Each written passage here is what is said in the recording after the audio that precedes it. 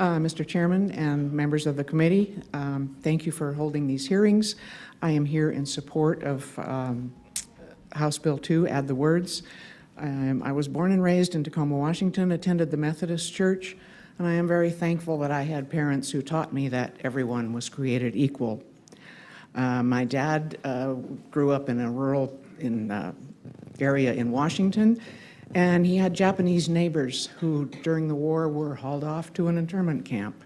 He was horrified, even though at that time he was serving in the U.S. Navy, fighting in World War II. But he still felt that that was the wrong thing to do because they were as American as he was. In another instance, he was a member of a business organization in the 50s. He submitted a friend of his for membership, and someone pulled him aside and said, "You know, they're not going to let him in." And he said, "Why not?" They said, "Because he's Jewish." And he said, "Then I am no longer a member." I had a shining example of non-discrimination. So 19 years ago, I moved to Idaho to be with my then partner, who is now my wife. And I've talked to many LGBT people who have been fired, my wife included, beaten, kicked out of housing, called names.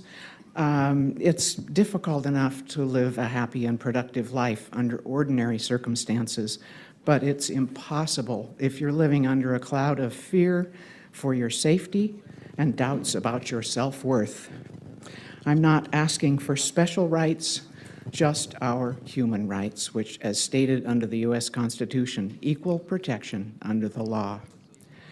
So a favorite quote of my dad's, who you can tell was definitely a hero of mine, was by Mark Twain. It says, "Always do right. This will gratify some people and astonish the rest." So I ask you, I implore you to gratify and astonish. Pass this bill on with a recommendation for a yes vote. It is the right thing to do. Thank you. Questions? Are there questions? Thank you. Thank you.